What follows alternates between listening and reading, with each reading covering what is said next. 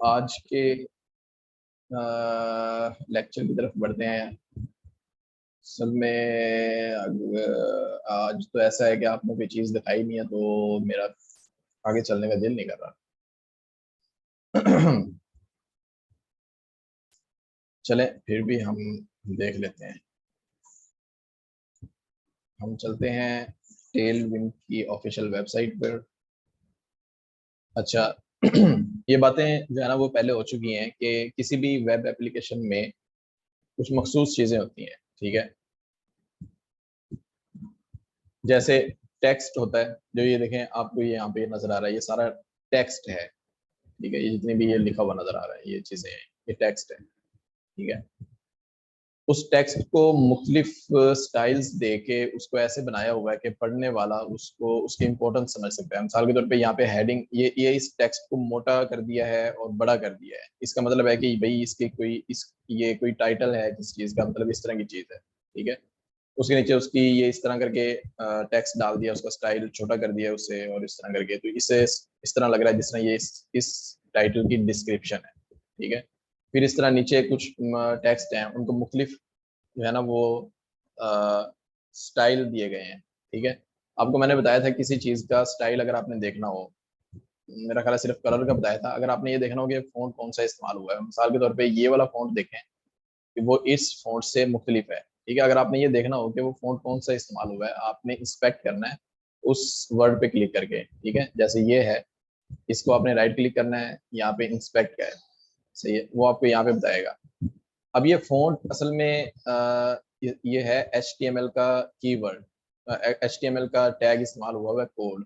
आप जिस भी टेक्स्ट पर इस कोड को इस्तेमाल करेंगे, ठीक है, तो वो ऐसा नजर आएगा। सही है, वो उनका एक खास स्टाइल होता है उस एलिमेंट का, वो आपको इस तरह दिखा देगा। ठीक है, इस तरह ये वाला देखें, सही है, ये तो है ही कोड। तो इसको अगर आप चेक करें ऐसे ला के, सही है, इसको उन्होंने स्पैन और क्लास में उनमें जो है ना वो चीजें इस्तेमाल की गई हैं, SVG। ठीक है, ये देखें, इसको पूरे का पूरा उन्होंने कोड में डाला हुआ है। सही है, यानी कि इसके अंदर कोई भी जो टेक्स्ट डालेंगे वो सारे का सारा इस स्टाइल के अंदर आएगा। ठीक हो गया, तो टेक्स्ट है, टेक्स्ट के ऊपर मुख्तलिफ तरह से कोड वो क्या करना है, उसमें स्टाइल अप्लाई करना है। तो उसके लिए जो चीज़ इस्तेमाल होती है ना, जो सेक्शन इस्तेमाल होता है, वो है ये टाइपोग्राफी। ठीक है, कि जो चीज़ टाइप हो रही है उसके अंदर क्या चीज़ें हो सकती है, उसका फॉन्ट फैमिली हो सकती है, मतलब कौन सी उसके अंदर फॉन्ट फैमिली इस्तेमाल करनी है, कैलेबरी होती है या एरियल होता है, या इस तरह मोनो होती है, सेंस होता है, इस तरह सेरिफ, इस तरह मुख्तलिफ तरह के ही होते हैं। ठीक है, फिर उसका साइज भी कोई ना कोई होता होगा, उसे छोटा करना है, बड़ा करना है। ठीक है, उस तरह उसकी स्मूथिंग होती है। ठीक है, कि उसको जो है ना वो किस तरह शो करवाना है। ठीक है, और उसके अलावा उसमें फिर स्टाइल उसके आ जाते हैं कि वो इटैलिक रखना है, वो उसको बोल्ड करना है, किस तरह करना है, इस तरह। ठीक है, इसमें फिर इटैलिक के साथ बोल्ड का उन्होंने अलग क्लासेस मतलब बनाई है। ये सारी की सारी चीजें लिखे हुए चीज के ऊपर इस्तेमाल होंगी। ठीक है, टाइपोग्राफी, उसमें क्या कहते हैं, ये चीज आ जाती है कि फ़ॉन्ट वेरिएंट के उसमें ये भी उसके स्टाइल के हिसाब से ही होता है। ठीक है, और फिर उसमें लेटर स्पेसिंग, यानी एक दूसरे के जो हरफ हैं उनमें आपस में जो फासला है, ये देखें, ये चेक करें इसमें। ठीक है, उसके बाद उसमें लाइन की हाइट, एक दूसरे लाइन का आपस में एक दूसरे के साथ फासला। ठीक है, ये चेक करें, इसमें नहीं है, इसमें थोड़ी सी ज्यादा है, इसमें और भी ज्यादा हुई है। इस तरह ये सारी की सारी टेक्स्ट के ऊपर अप्लाई हो रही है। ठीक है, इस तरह फिर इमेजेस आती हैं। ठीक है, के इमेज जो है उसकी स्टाइलिंग, उसमें क्या होता है, उसमें बॉर्डर्स होते हैं आमतौर पे, और उसकी पोजीशन होती है कि उसको कहाँ पे रखना है। ठीक है, वो इसके अंदर जो है ना वो आप यहाँ पे देख सकते हैं, क्विक सर्च करके इमेज स्टाइलिंग। ठीक है,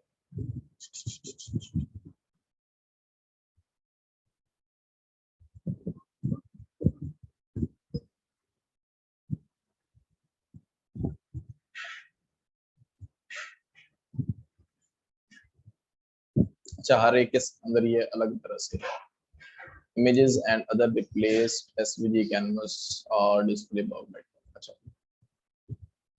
उसमें अमूमन यही होता है कि उसकी पोजीशन क्या होनी चाहिए। ठीक है, पोजीशन का जो सीन है वो आ जाता है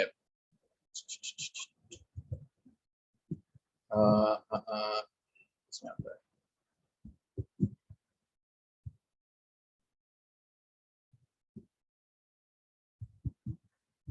लेआउट। ठीक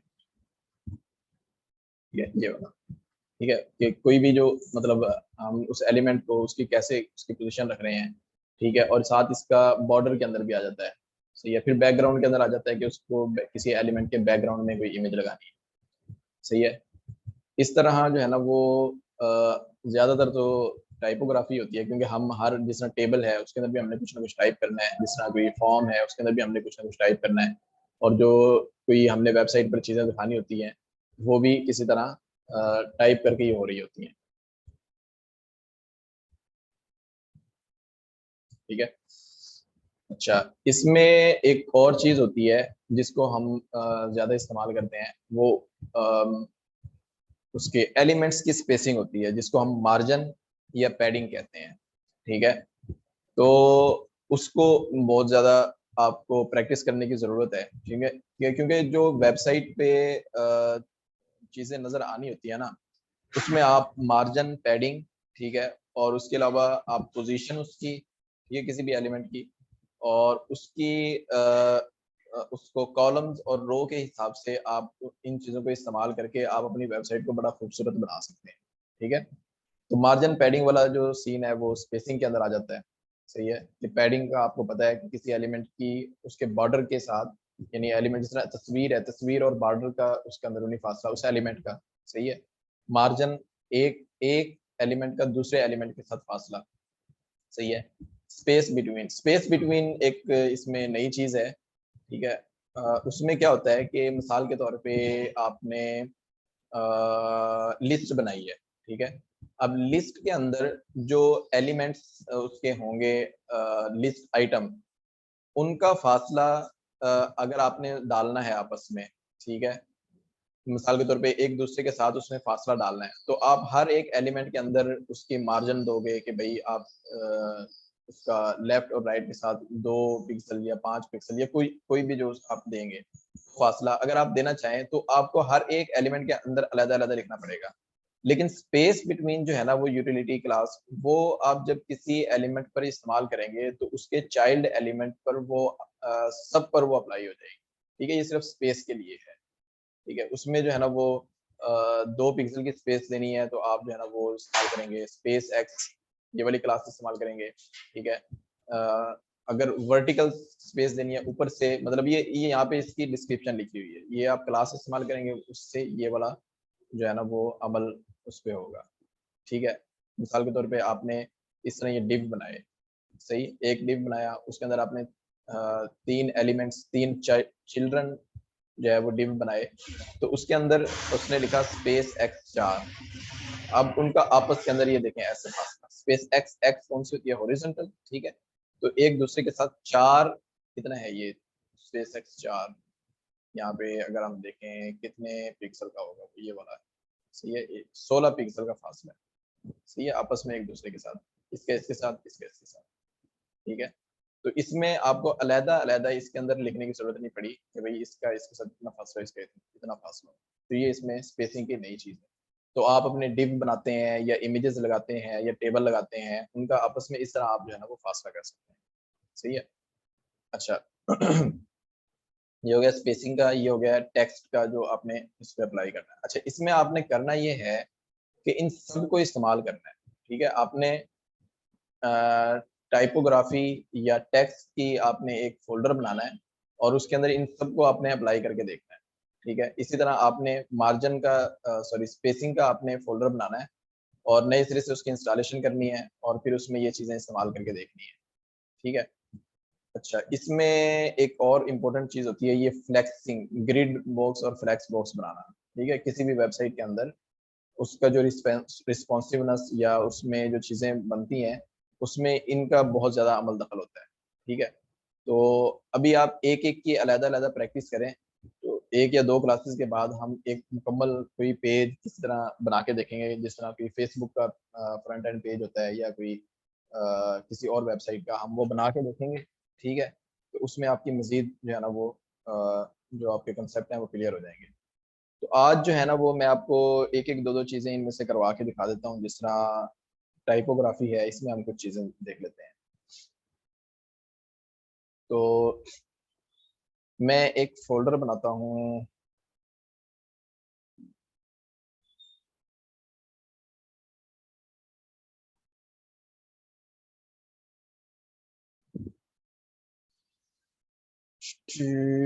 प्रैक्टिस। अच्छा, इसको मैं डिलीट कर देता हूँ यहाँ से।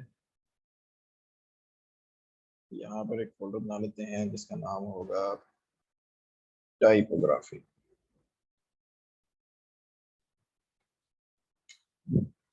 ठीक है, इस फ़ोल्डर को मैं खोल लेता हूँ इसके अंदर।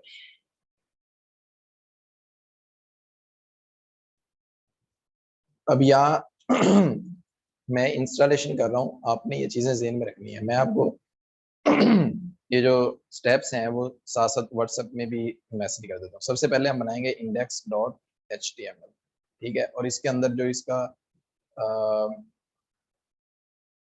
जो इसका स्ट्रक्चर होता है ना वो मैं कर लेता हूँ, ठीक है? मैं यहाँ पे आके इसको क्लिक करता हूँ, index.html, सही है? इसका बेसिक स्ट्रक्चर HTML5 वाला वो हम डाल लेते हैं यहाँ पे, ठीक है? इसको एक दफ़ा आपने यही छोड़ देना है। इसके बाद टर्मिनल खोलना है आपने, सही है? और इसमें आपने जो है वो अच्छा, एक चीज़ आपने याद रखनी है, आपने फ़ोल्डर खोलने के बाद टर्मिनल खोलना है, सही है? टर्मिनल अगर आप पहले खोल लेंगे और फ़ोल्डर बाद में बनाएँगे, तो टर्मिनल आपका कहीं और पे खुला हुआ होगा। ये देखें, ये एड्रेस आ रहा है ना, कि मेरे डी डायरेक्टरी में 2 बिट का एक फ़ोल्डर है, उसमें एचटीएमएल का फ़ोल्डर है, उसमें प्रैक्टिस का फ़ोल्डर है, फिर टाइपोग्राफी का, वो खुद ब खुद यहाँ से पिक कर लेता है, ठीक है? अगर आप बाद में अगर उसे पहले खोलेंगे, तो ये एड्रेस कुछ और आ रहा होगा, आप जो इंस्टॉलेशन करेंगे वो कहीं और हो जाएँगी, ठीक है? और वो आपकी कुछ भी नहीं चलेगा उसमें, ठीक हो गया? तो दूसरा काम आपने ये करना है कि आपने यहाँ पे कमांड लिखनी है, वही वाली, इंस्टॉलेशन वाली, ठीक है? उसके लिए आप क्या करेंगे, कहाँ पे है वो commands? Documentation, installation, post CSS, ठीक है? और ये मैं कमांड कर लेता हूँ। इससे पहले आपने एक कमांड यहाँ पे चलानी है, उसका नाम होगा, आपने नोड जेएस को इनिशियलाइज करना है, init डैश वाई। इसको मैं कर लेता हूँ कॉपी। ये क्या किया? अच्छा, जो चीज़ कॉपी थी वो पेस्ट हो गई है। npm init डैश वाई, इसको मैं लिख देता हूँ यहाँ पे भी, npm init dash Y.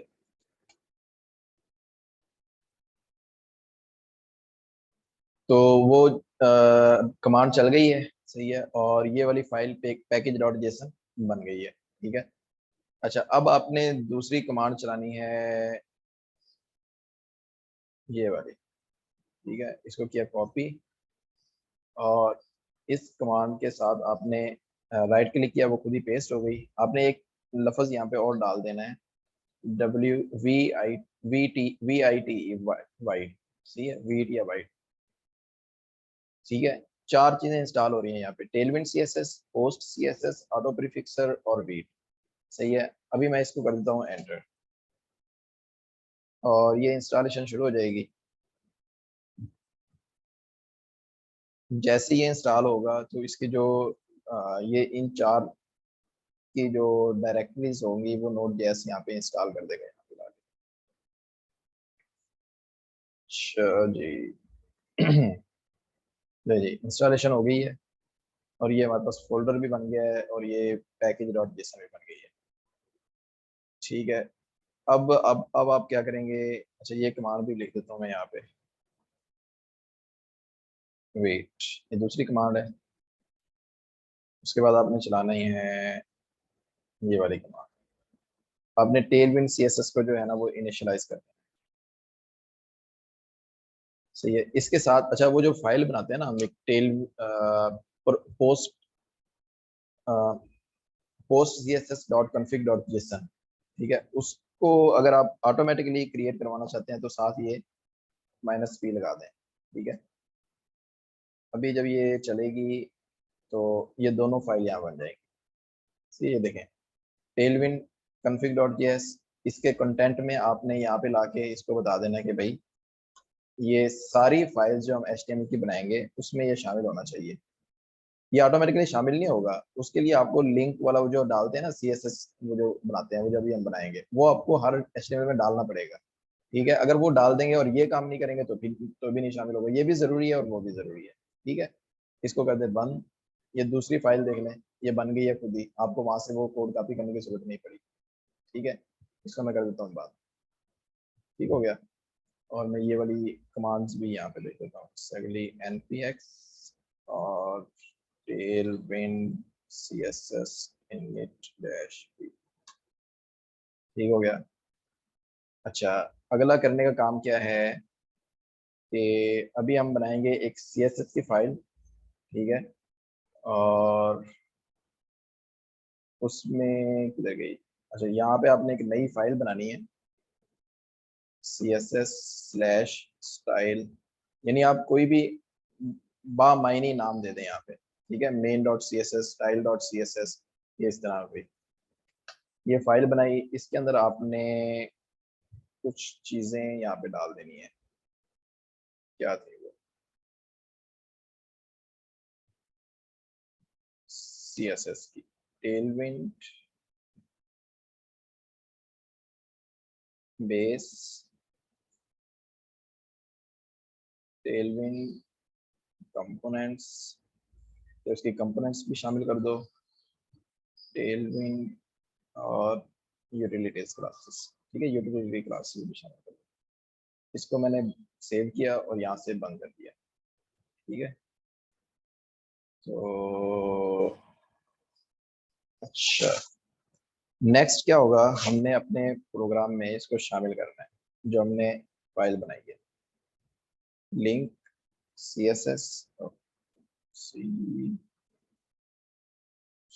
css, इसको नाम दे देना है जो हमने बनाई है css slash style dot css, ठीक है। इसको कर दिया सेव। और ये वाला जो है ना काम आपने करना है जरूरी, ताकि जो वीट सर्वर है ना, वो जो लाइव सर्वर वाली आपने एक्सटेंशन यहाँ से इंस्टॉल की थी, उसको चला के हमें चीज़ें दिखा सके लाइव, ठीक है। उसके लिए क्या करेंगे, यहाँ पे लगाएंगे बिल्ड। ये काम जो है ना वो सिर्फ उस वक्त है जब आप डेवलपमेंट कर रहे हैं। जब वेबसाइट बन जाएगी मुकम्मल तौर पे, ठीक है, उसके बाद ये चीज़ें जब आप यहाँ से फाइल्स उठा के डालेंगे अपनी सर्वर पे, तो उस वक्त आपको ये काम करने की जरूरत नहीं होगी क्योंकि वो लाइव चल रहा है, ठीक है। अब अगर आपको उसमें कोई चेंजेस करनी है, उस पूरे यानी कि फोल्डर को वेबसाइट से सर्वर पे से आप डाउनलोड करेंगे, ठीक है, अपने पास यानी कि आपका जो बैकअप होगा उसके पास, उसमें चेंजिंग करेंगे और उसको दोबारा से स्टाइल शीट जो है ना वो उसकी अपलोड कर देंगे, ठीक हो गया। तो ये यहाँ पे जो है ना मैं डाल दूंगा इस वीट कि हमने जो काम करना है बिल्ड के ऊपर, वही आपने वीट चला देना है, ठीक हो गया। इसका मैं कर देता हूँ सेव और ये हो गया बंद, ठीक है। अच्छा, इसको मैं कर देता हूँ नीचे से क्लियर, क्लियर की कमांड लगा के, जो टर्मिनल है, क्लियर हो गया। यहाँ पे मैं चेक कर लेता हूँ क्या जो चीज़ें हैं वो हमारी चल गई हैं, H1। और इसमें मैं लगाता हूँ वेलकम टू टाइपोग्राफी क्लास, इसको मैं कहता हूँ सेव। और यहाँ ला के मैं npm run build, ये मैं कमांड चलाता हूँ, तो वो जो वीट है वो हमें इस लोकेशन पे वो हमें दे देगा कि भाई आप इस लोकेशन पे जाके वो फाइल चला सकते हैं लाइव, ठीक है। मैं इधर कंट्रोल दबा के और इस पर क्लिक करता हूँ तो ये मेरे पास खुल जाएगी फाइल, ठीक है। तो वेलकम टू टाइपोग्राफी, इसका स्टाइल तब्दील हो गया, तो इसका मतलब है कि ये जो आम जो स्टाइल नजर आता है वो उससे अलग हो गया। अच्छा, एक बात आपने नोट की होगी कि अगर फर्ज किया मैं इसको नहीं शामिल करता, सेव कर दिया मैंने, तो अब चेक करें किधर गया। ठीक है, हो गया। ओके, इसको मैं यहाँ से डिलीट कर देता हूँ। सेव। अभी आप चेक करें, मैं जो आपको बात बताना चाहता हूँ वो आपको ऐसे समझ आएगी। H2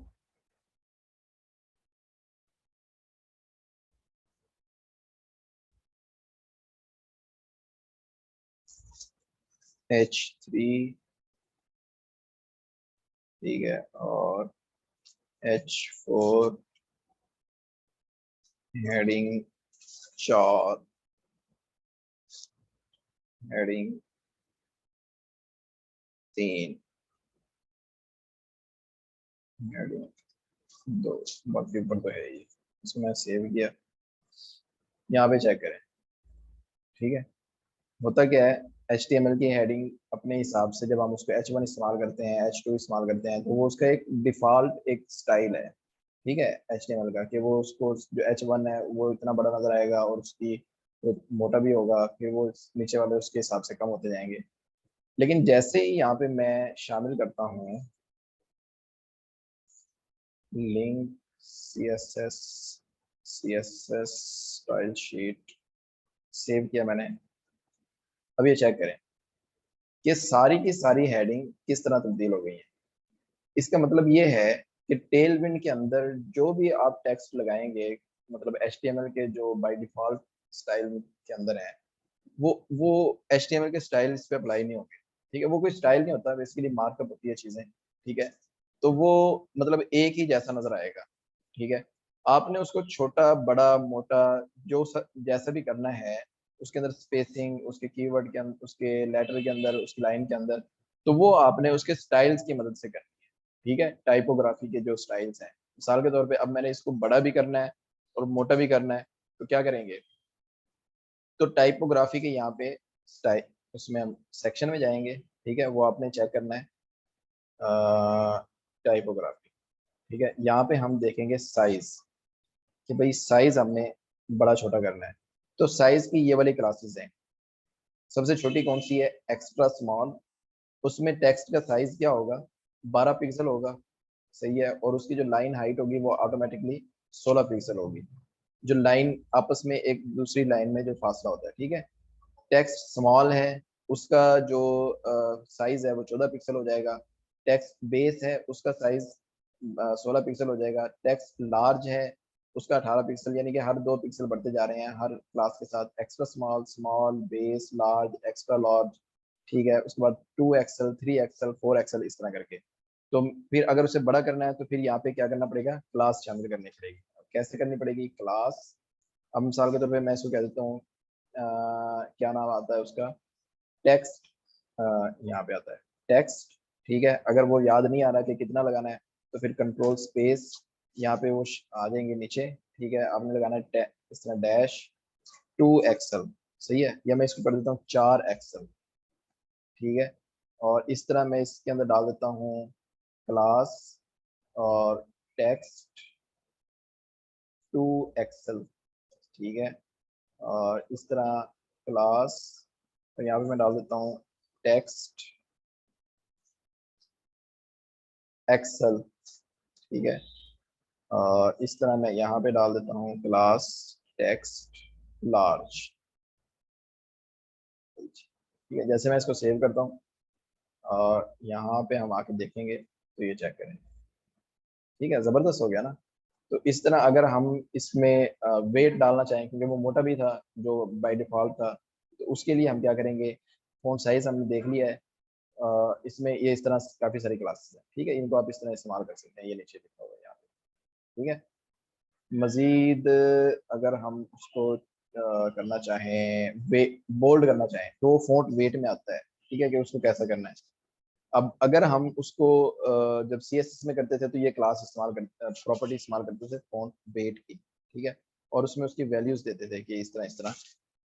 तो यहाँ पे हमने सिर्फ क्लास इस्तेमाल करनी है, उसकी मोटाई के एतबार से कितना करना है, फॉन्ट थिन करना है, एक्स्ट्रा लाइट करना है, एक्स्ट्रा फॉन्ट लाइट करना है, फॉन्ट नॉर्मल करना है, ठीक है, मीडियम है, फिर सेमी बोल्ड है, फिर बोल्ड है, एक्स्ट्रा बोल्ड है, ठीक है, और उसके बाद ब्लैक है, ठीक है। और उसमें आप ये देख रहे होंगे कि जो सबसे थिन है वो उसमें उसने कहा हुआ है कि 100, फिर उसके फॉन्ट वेट सिर्फ तब्दील करते जा रहे हैं, ठीक है, 200, 300, 400, इस तरह 900 तक। ओके, तो अभी मैं जो है ना वो इसमें से आपको एक दो तीन क्लासेस इस तरह इस्तेमाल करके दिखा देता हूँ, ठीक है। सबसे पहले हम जो इस वाले को एक्स्ट्रा बोल्ड कर लेते हैं, ठीक है। उसके लिए क्या करना पड़ेगा, फॉन्ट के साथ है या टेक्स्ट के साथ है, फॉन्ट के साथ, फॉन्ट एक्स्ट्रा बोल्ड, ठीक है। एक एक्स्ट्रा लाइट है और एक्स्ट्रा बोल्ड है, ठीक है। एक्स्ट्रा लाइट का फॉन्ट वेल 200 है और इसका 800 है, तो ये मैंने इसमें शामिल कर दिया। इसके साथ मैं इसमें कर देता हूँ फॉन्ट, इसमें आप लिख दें बोल्ड, तो इसकी जो क्लासेस आ जाएंगी ये वाली, एक्स्ट्रा बोल्ड हमने इस्तेमाल कर लिया, बोल्ड में इसमें इस्तेमाल कर लेता हूँ, ठीक है। और इसके साथ मैं कर देता हूँ फॉन्ट, इसको मैं कर देता हूँ, क्या करता हूँ, bold, extra bold, black, black करके देखते हैं, ये सबसे ज्यादा मोटा होगा, ठीक है। इसके साथ फॉन्ट और ये मीडियम कर देता हूँ मैं, ठीक है। ये यहाँ पे नीचे आ रही होंगी, आपने अगर वैसे ही पढ़ के देखना है तो ये नीचे ये नाम आ रहा है उसका जो क्लास इस्तेमाल करनी है, और ये उसका फॉन्ट वेट आ रहा है कि जो उसमें हमने जिस वेट का उसको रखना है, ये साइड पे आ रहा है, ठीक है। 400, नीचे मीडियम का 500, मीडियम कर देते हैं इसे, ठीक है। मैंने सेव किया इसको और यहाँ पे लाके जब इसको खोला तो ये ऐसे होगा, ये चेक करें, ये वाला ब्लैक था, ये सबसे मोटा है, ठीक है। अगर हम इसको इसके ऊपर इस्तेमाल करेंगे तो ये और भी ज्यादा मोटा हो जाएगा, ये एक्स्ट्रा एक्स्ट्रा बोल्ड है, ठीक है, फिर ये बोल्ड है, सही है, और फिर ये इसके साथ जो नॉर्मल है वो इस्तेमाल हो। तो इस तरह आपने जो है ना वो अलग अलग कर लेने हैं, ये टाइपोग्राफी की प्रैक्टिस करनी है, ठीक है। टाइपोग्राफी का फोल्डर बनाना है, उसमें हर कुछ टेक्स्ट डालने हैं यहाँ पे और उसको इस तरह इस्तेमाल करके देखना है, ठीक है।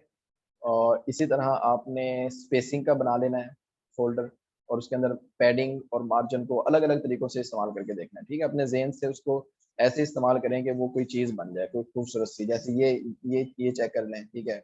ये तो टेबल बना हुआ है, टेबल अभी हमने इस्तेमाल नहीं किया, लेकिन अगर आप खुद अपनी प्रैक्टिस के लिए करना चाहें, खुद से भी आप चीजें किया करें, ठीक है।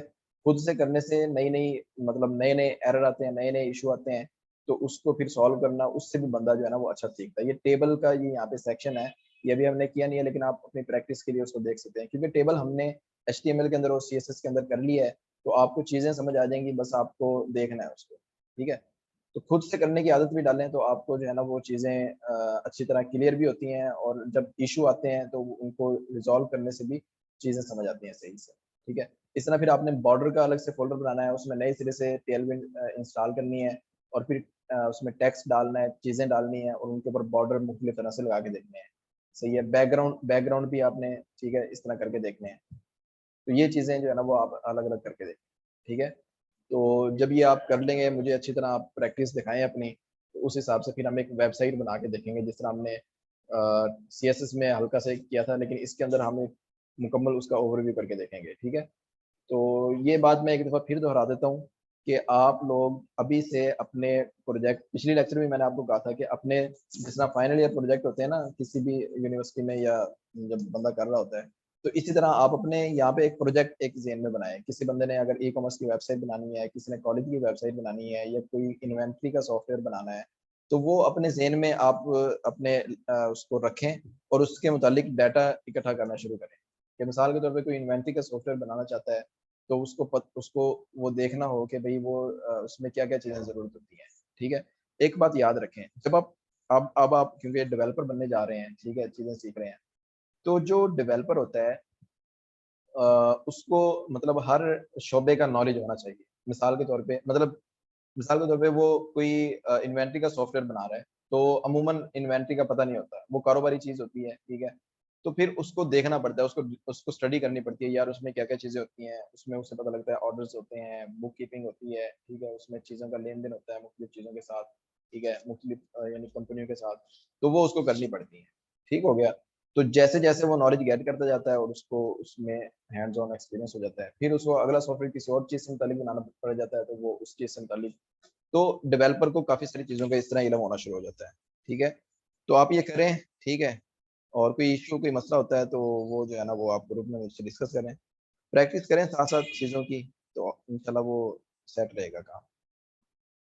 तो मिलते हैं इंशाल्लाह अगली क्लास में।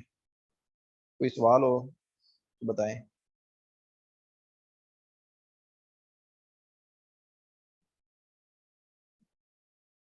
अच्छा, ये अभी मीटिंग खत्म होगी।